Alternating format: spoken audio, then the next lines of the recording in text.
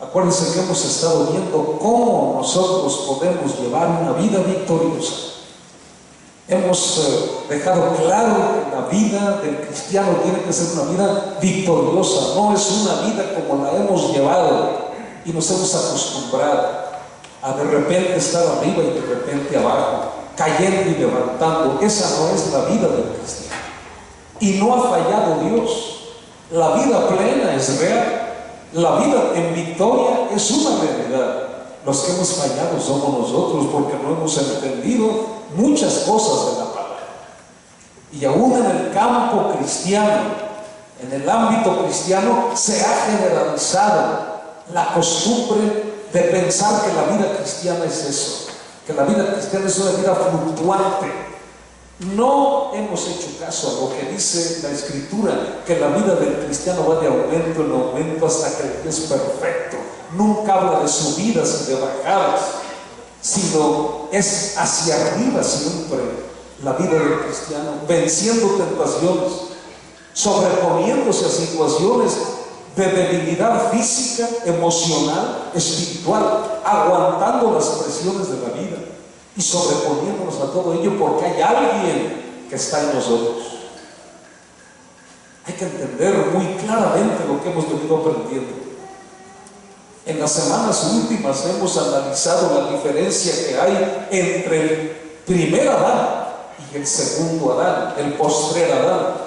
Esto es Adán, aquella criatura, aquel hombre primero que Dios creó en el huerto del Edén, que le falló a Dios, que dependía parcialmente de Dios y que se dejó engañar y cometió el pecado de desobediencia que trajo tanta desgracia sobre los seres humanos hasta la fecha.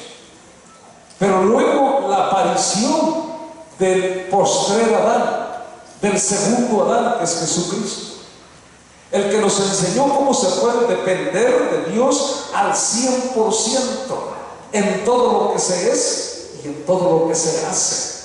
Pero también hoy vamos a ver cómo ese Adán postrero, ese Jesús que dio su vida por nosotros, cómo logra cambiar en nosotros nuestra vida y cómo marca una diferencia tremenda. La diferencia que hay entre el primer Adán y el postrer Adán es radical para nosotros, crítica para nosotros.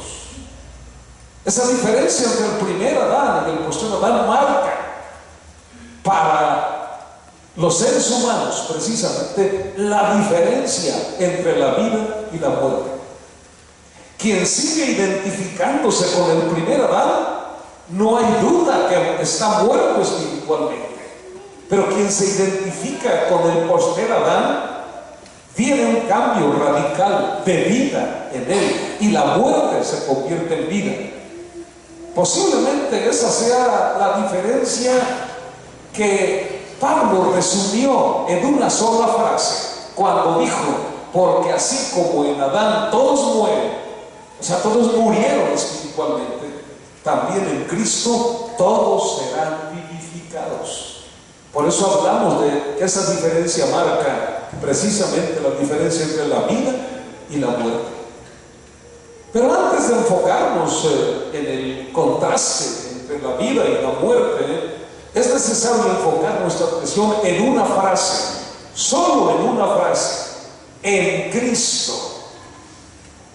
En Cristo. Porque todo lo que vamos a ver a partir de ahora, en las próximas reuniones que tengamos los martes, está basado precisamente en el hecho de que los creyentes estamos en Cristo. Estamos en Cristo. Desde el momento en que nosotros entregamos nuestra vida a Cristo, estamos en Cristo. Estar en Cristo y todo lo que esto significa para la madurez cristiana y para la libertad que el cristiano debe experimentar es el tema sobresaliente en el Nuevo Testamento. Por ejemplo, tan solo en el capítulo del libro de Efesios hay 40 referencias a estar en Cristo y tener a Cristo en nosotros. Por cada referencia evidencia de que Cristo está en nosotros, hay 10 más que dicen que estamos en Cristo. Estar en Cristo es el elemento fundamental, crítico de nuestra identidad.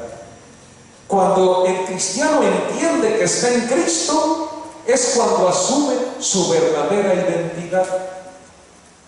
La nueva vida requiere de un nuevo nacimiento, pero no nacimos estando en Cristo. Esto es lo que tenemos que entender primordialmente. El ser humano y todos los que estamos aquí en esta noche no nacimos estando en Cristo. No, nacimos en pecado. Esa fue la herencia pecaminosa que Adán nos trajo. Gracias a Adán nacimos en pecado. Aquí tenemos que hacernos una importante pregunta. ¿Cuál es el plan de Dios para transformarnos desde estar en Adán, el del jardín del Edén, a estar en Cristo, el postrer Adán? Y la respuesta se la reveló el propio Jesús a aquel maestro judío llamado Nicodemo, cuando él llegó a preguntarle que él no podía hacer las cosas que estaba haciendo si no venía de Dios. Y Jesús le revela precisamente esta enseñanza poderosa que es la que estriba la nueva vida del cristiano.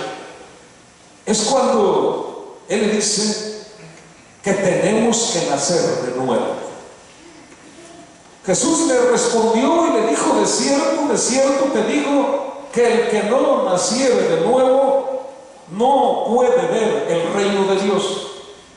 Nacer de nuevo se convierte pues en el reto para poder adquirir nuestra nueva identidad, nacer de nuevo. Y le vuelve a repetir que el que no naciere de nuevo no puede entrar al reino de Dios. En una primera instancia se requiere el nuevo nacimiento para poder ver el reino de Dios. Y en una segunda instancia se requiere el nuevo nacimiento para poder entrar al reino de Dios. El nacimiento físico únicamente provee vida física, biológica. La vida espiritual, la vida eterna que Cristo promete a los que vienen a Él, solo se logra por medio del nuevo nacimiento o del nacimiento espiritual, para que mejor lo comprendamos. Es por eso que el propio Jesús, y las palabras registra Juan en el capítulo 3, versículo 36 de su libro: el que cree en el Hijo tiene vida eterna, pero el que se niega, el que rehúsa creer en el Hijo, no verá la vida, sino que la ira de Dios está sobre él. Otra vez, el nuevo nacimiento es determinante para la vida. Entonces aquí surge otra pregunta: ¿qué significa estar espiritualmente vivo en Cristo? Bueno, en el momento en que nacemos de nuevo, nuestra alma llega a estar en unión con Dios, de la misma manera que Adán estaba en unión con Dios antes de la caída. Esto es, nos retorna a la posición original que Adán tenía antes de caer, cuando nosotros nacemos de nuevo. Esto quiere decir que cuando una persona nace de nuevo, queda espiritualmente viva, recibe nuevamente la vida de Dios y su nombre queda escrito en el libro de la vida. Cuando Juan recibe la revelación en Apocalipsis, deja plasmado esta escritura preciosa: no entrará en ella ninguna cosa inmunda o que hace abominación y mentira, sino solamente los que están escritos en el libro de la vida del Cordero. Son los que van a entrar a aquella ciudad eterna que Dios ha ofrecido.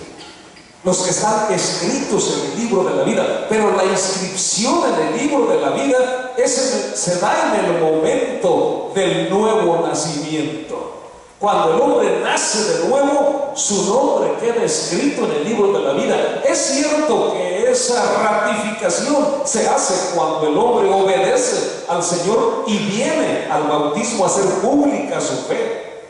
Pero el nuevo nacimiento se da cuando la persona cree, cuando la persona recibe a Cristo en su corazón. Tenemos que entenderlo así, pero en contraste con Adán, el primer Adán, nuestra unión espiritual con Dios es completa y es eterna, porque fue provista por Cristo, el postrer Adán. Mientras Cristo continúe estando espiritualmente vivo, que escúcheme, siempre lo va a estar, porque por eso venció la muerte con poder. Él va a estar siempre vivo. Nosotros también lo estaremos, y eso es por toda la eternidad. Ya nosotros estamos vivos espiritualmente desde el momento que creímos, y Cristo está vivo, sentado a la diestra del Padre. Y la Escritura nos enseña de que porque Él vive es que nosotros también vivimos. Y esto podemos parafrasearlo: y mientras Cristo permanezca vivo, nosotros estaremos vivos. Y como Él va a estar vivo toda la eternidad, nosotros estamos vivos por toda la eternidad, espiritualmente vivos. Y un día, aunque muramos, estaremos también vivos físicamente, porque Él lo prometió. Como podemos ver, en contraste a lo que muchos cristianos creen, la vida eterna no es algo que se adquiere al morir.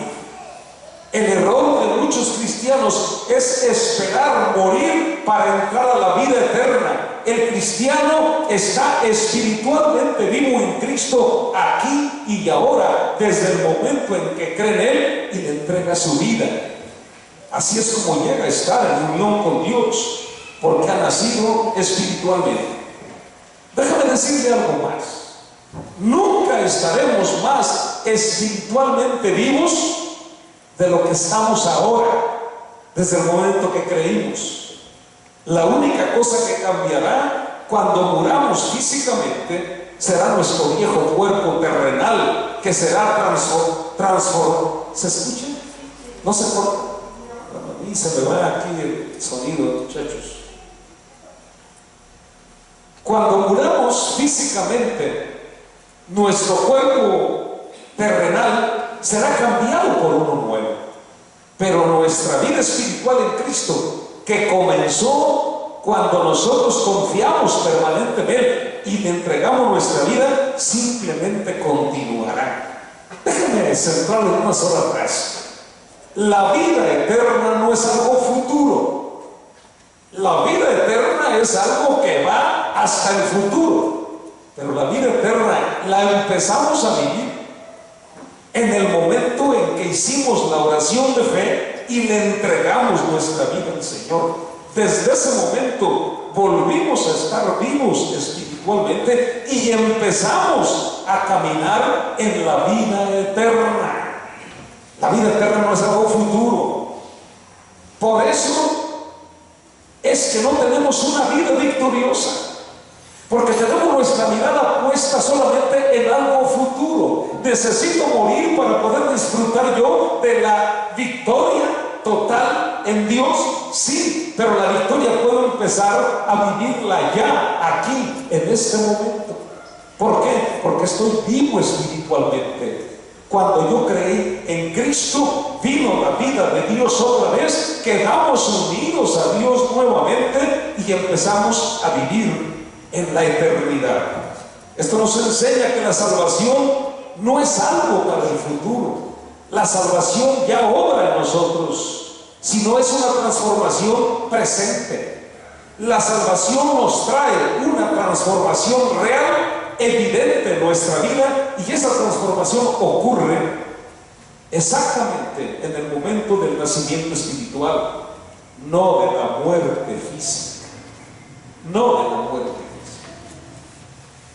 Usando ahorita un poquito la preocupación tan grande que tenemos de nuestra hermana Tere, que yo estuve con ella ayer, y bueno, la semana pasada me llevé la Santa Cena, estaba bien consciente, la preparamos, le explicamos lo que venía más adelante, su condición física, cómo estaba, que tenía que estar consciente, que su feroz tenía que desmayar, porque era más importante lo que venía hacia adelante, y ella lo entendió muy bien, y se puso contenta, y oramos, y se reafirmó su fe, le dimos la Santa Cena, explicándole qué representaba y todo, y se quedó contenta la hermana. Ahí estaba en ese momento María Aguilar, que iba a visitarla, y ella fue la que me estaba diciendo lo que decía, porque yo no oía, y ella dijo que estaba muy contenta de lo que había oído y que estaba consciente de esa situación. Bueno, pero déjenme decirle algo, en esa cama donde ahorita está la enfermedad haciendo presa de ella, eso no le quita la vida espiritual que ella tiene. Va a perder la vida física, pero no la vida espiritual que Jesús le dio. Esa vida continúa, muere, el espíritu se va, pero ella sigue viva espiritualmente, ¿entiende? El cuerpo va a quedar allí tirado sin nada, que sabemos que por un tiempo volverá al polvo, etc. Pero luego será recuperado otra vez. O sea, ella está viviendo la eternidad. Un cristiano tiene que pensar así. Y por eso la muerte no tiene que ser la gran tragedia que antes era para nosotros. Entonces, la nueva vida, y este es lo más importante que tenemos nosotros que considerar esta noche. La nueva vida trae una nueva identidad. Escuche bien esto, por favor, porque sé que no lo hemos entendido mucho. Ser cristiano no es tan solo recibir algo, es cuestión de ser alguien. Se lo voy a repetir. Ser cristiano no es recibir algo, es ser alguien. No tiene nada que ver con el recibir, es con el ser. Es un cambio de personalidad y de identidad. El cristiano no simplemente es la persona que recibe perdón, que recibe la promesa de ir al cielo, que recibe el Espíritu Santo y que recibe una nueva naturaleza. No solo eso es el cristiano. El cristiano en relación a su identidad es más profunda. Escuchen, es un santo.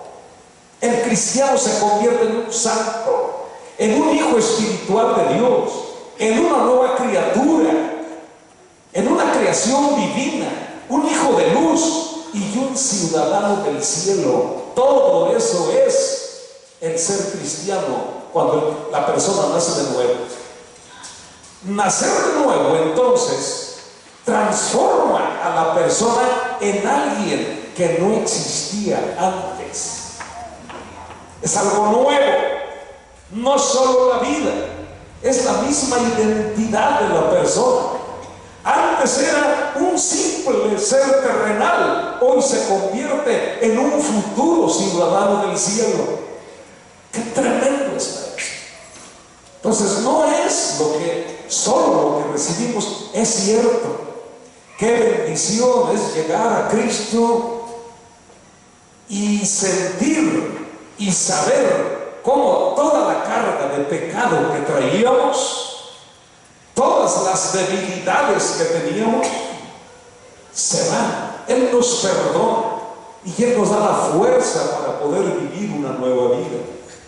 Pero no es solo lo que nos quita esa parte, lo que hace de nosotros. ¿Y qué hace de nosotros? Una nueva criatura, una nueva creación. Voy a leerle algo precioso. Escuchen. hace como cristiano lo que determina quién es. El quiénes somos determina lo que hacemos. Nosotros hemos traído, como decía Aureliano, el rastro al revés. Así decía Aureliano. Es decir, nuestro pensamiento volteado, pues. Pensamos que lo que hacemos es lo que determina realmente lo que somos. Y no, es al revés.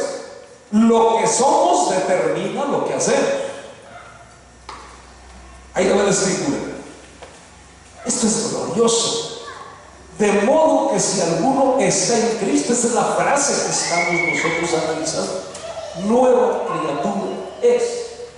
Las cosas viejas pasaron, he aquí, todas son hechas nuevas. 2 de Corintios 5:17. Esto lo dijo Pablo. Y esta es la verdad que tenemos que asumir como realidad de nuestra vida. Soy una nueva criatura. Y como soy una nueva criatura, puedo hacer nuevas cosas, no como las hacía. Mis capacidades son otras. Sigue diciendo Pablo en el libro de los Efesios, porque somos hechura suya, creados en Cristo Jesús para buenas obras, no para malas, las cuales Dios preparó de antemano para que anduviéramos en ellas. O sea, no hacemos buenas obras para ser cristianos. Nosotros hacemos buenas obras porque somos cristianos. Ya no podemos ocuparnos de obras malas. Es nuestra propia naturaleza lo que ahora realmente somos, lo que nos lleva a actuar de buena manera, haciendo el bien. Mas ustedes son linaje escogido. Vean lo que dice que somos. Mas ustedes son linaje escogido, real sacerdocio, nación santa, pueblo adquirido por Dios, para que anuncien las virtudes de aquel que los llamó de las tinieblas a su luz admirable. Ustedes que en otro tiempo no eran pueblo, pero que ahora son pueblo de Dios, que en otro tiempo no habían alcanzado misericordia, pero ahora han alcanzado misericordia. 1 de Pedro 2:9-10. Y termina Juan diciendo: miren cuál amor nos ha dado el Padre para que seamos llamados hijos de Dios. Por esto el mundo no nos conoce, porque no le conoció a Él. Amados, ahora somos hijos de Dios, y aún no se ha manifestado lo que hemos de ser, pero sabemos que cuando Él se manifieste seremos semejantes a Él, porque le veremos tal como Él es. Hijo de Dios, hijos de Dios, nueva creación, nueva criatura, hecho para hacer cosas buenas, no para hacer cosas malas. Hay una nueva creación en mí. El que yo era murió, nació uno nuevo. ¿Me están entendiendo? Esto es lo que tenemos que captar todos y entenderlo, porque de otra manera vamos a estar equivocados, no asumiendo la identidad que ahora tenemos. Voy a ejemplificarlo. Hay aquí una persona que toma, es un borracho, le entrega su vida a Cristo. En ese momento él es una nueva criatura. El borracho ya no está, ahora es un hombre sobrio. Pero si él lo cree verdaderamente, ya no puede tomar, porque no necesita tomar. Antes necesitaba tomar porque era un borracho. Pero si asume su identidad verdadera en Cristo, en lo que ahora es, él puede desechar el alcohol y decir: yo no necesito alcohol para vivir, porque soy una nueva criatura. Soy sobrio, no soy borracho. Soy sobrio, no soy borracho. Cristo está en mí, soy nueva criatura. Es cuestión de identidad. Pero si yo sigo aferrado a lo que era antes de aceptar a Cristo, yo voy a seguir siendo un borracho porque no he asumido mi identidad en Cristo. Esto no es cuestión de echarle ganas, ni de buena voluntad, ni de poder un esfuerzo, no, es cuestión de identidad.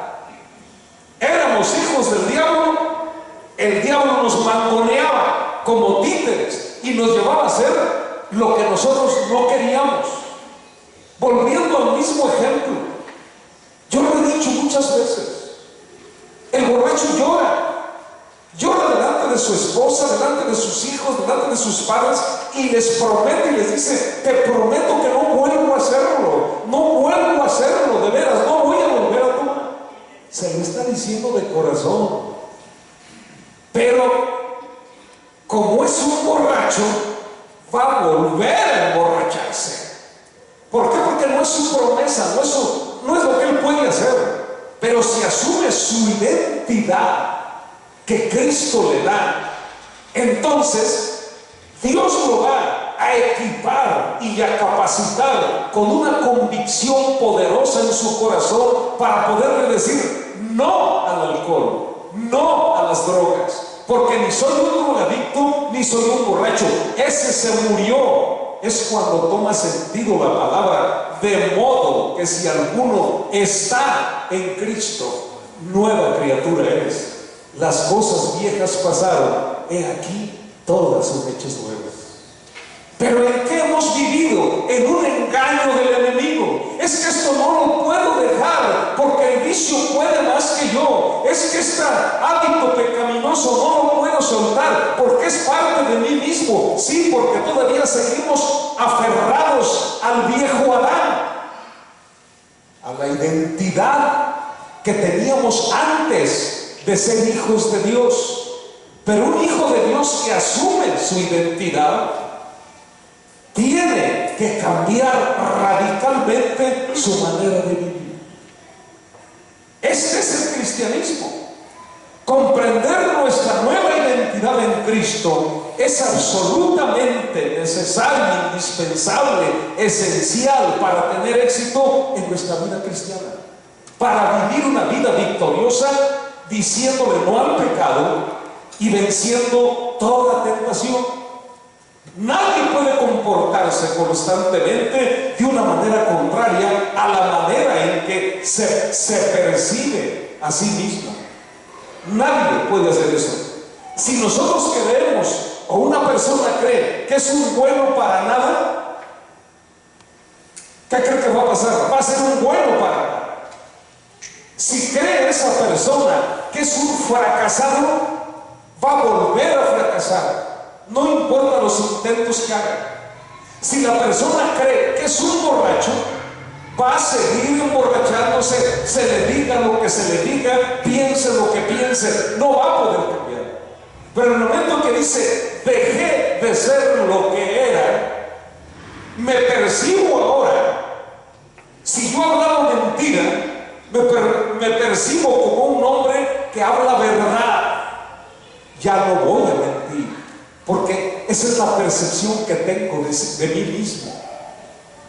Si yo soy un hombre sobrio y me percibo como tal, no voy a volver a beber ni a drogarme.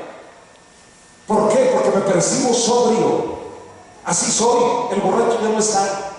Vea cómo es cuestión de identidad. Por eso es tan importante entender esto que Dios nos está mostrando a nosotros. Es la única manera de elevar el nivel espiritual de los cristianos.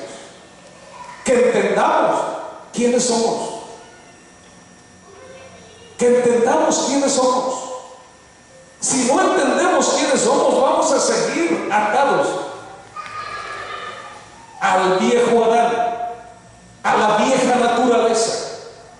Pero si nos vemos nosotros mismos como hijos de Dios, que estamos espiritualmente vivos en Cristo, empezaremos a vivir una vida de victoria y libertad como Cristo la vivió. Nada más hay que transportarnos al valle de la tentación. Todas las armas poderosas las echó encima el Hijo de Dios, el enemigo, y él lo venció, porque él sabía quién era, y aun cuando se lo puso en duda: si eres el Hijo de Dios, haz esto. Si eres el Hijo de Dios, convierte las piedras en pan. Si eres el Hijo de Dios, arrójate de allá, de aquella torre. ¿Están entendiendo? Está hablando, el enemigo está tratando de hacerlo dudar de su identidad, de hacerlo caer. Y él se mantuvo. Él sabía quién era. Y todo lo respondió con la Escritura, porque tenía una concepción clara de su identidad: Hijo de Dios. Y por eso el diablo tuvo que huir. ¿Por qué nos vence la tentación? Porque no estamos ciertos de nuestra identidad. Si estuviéramos ciertos de nuestra identidad, el enemigo huye de nosotros.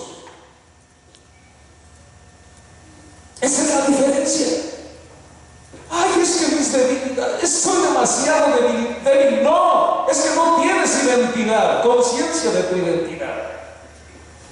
Un verdadero Hijo de Dios es victorioso sobre la tentación, sobre el pecado, sobre la pereza, sobre la maldad, sobre todo aquello que lo lleva a apartarse de Dios. Un verdadero Hijo de Dios, no digo un religioso, un verdadero Hijo de Dios que toma conciencia de su identidad.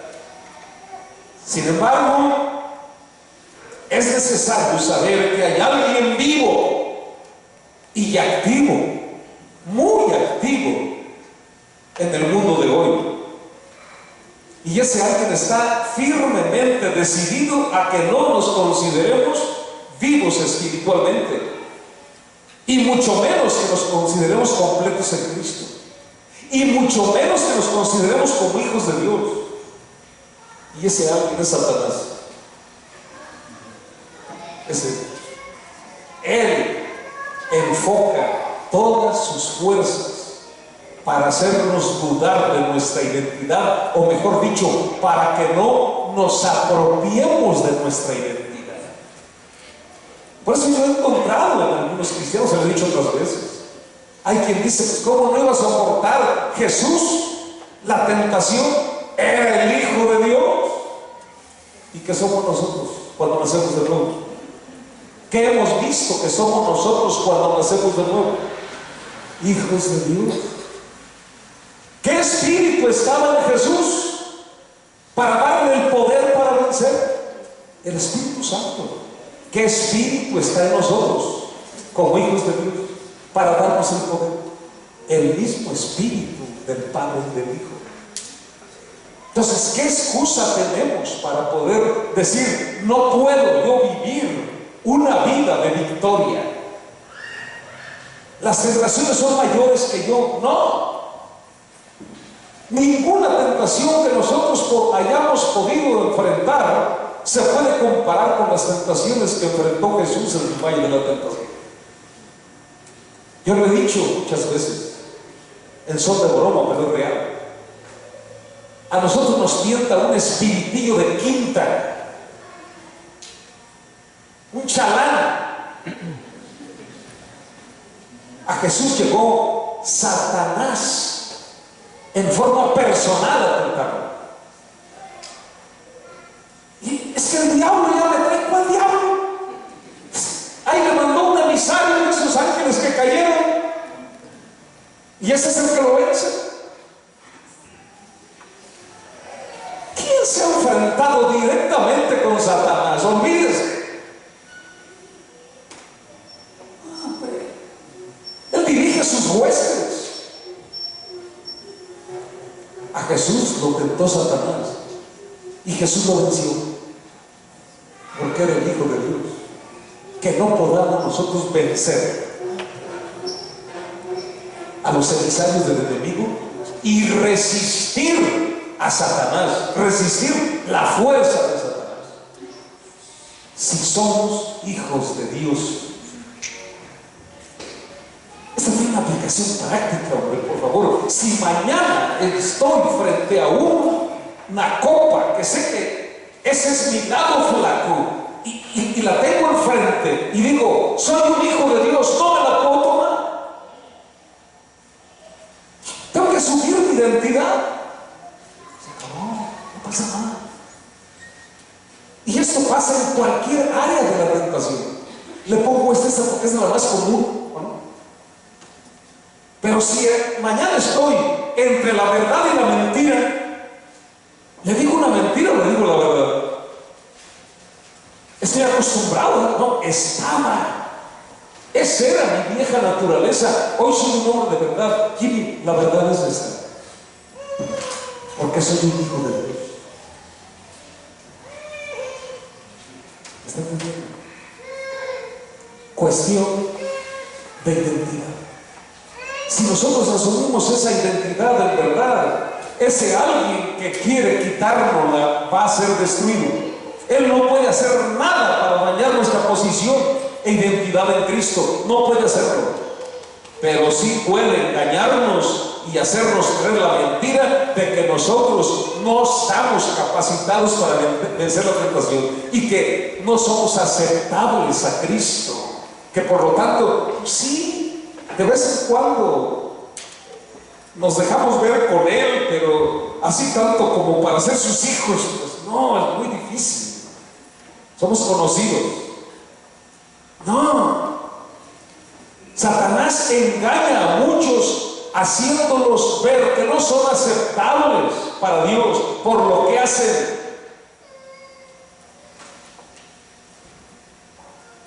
¿Cuántas veces nos ha dicho que nosotros nunca llegaremos a ser los cristianos que Dios desea? Y entonces nosotros vivimos como si no tuviéramos la identidad que tenemos en Cristo. Termino. El engaño de Satanás referente a nuestra identidad es su arma principal en contra de nuestro crecimiento y madurez en Cristo. Él nos mete en una vida de derrota usando esta arma, quitándonos la identidad de hijos de Dios. Si esta noche salimos de aquí, yo soy una nueva criatura. Yo soy un hijo de Dios. El enemigo no tiene parte conmigo, ni tiene nada contra mí. No puede hacerme nada, mejor dicho. No puede inducirme, obligarme a hacer algo malo, porque yo soy un hijo de Dios. Soy victorioso. El victorioso vive en mí. Está aquí. Y esa naturaleza me capacita para hacerlo. Entonces, usted se va a alegrar. Dios también. Y vamos a poder experimentar la vida de victoria. Muy lejos de lo que está aquí. Tenemos que cansarnos de estar cayendo, levantando, cayendo, levantando, cayendo, levantando. ¡Ahora! Hay que tomar la identidad y darle un nivel distinto a lo que somos. Dignificar el nombre de cristiano, siendo lo que dice Dios que somos. Y para ser lo que dice Dios que somos, tenemos que creerlo, creerle a Él que somos hijos de Dios. Esto es de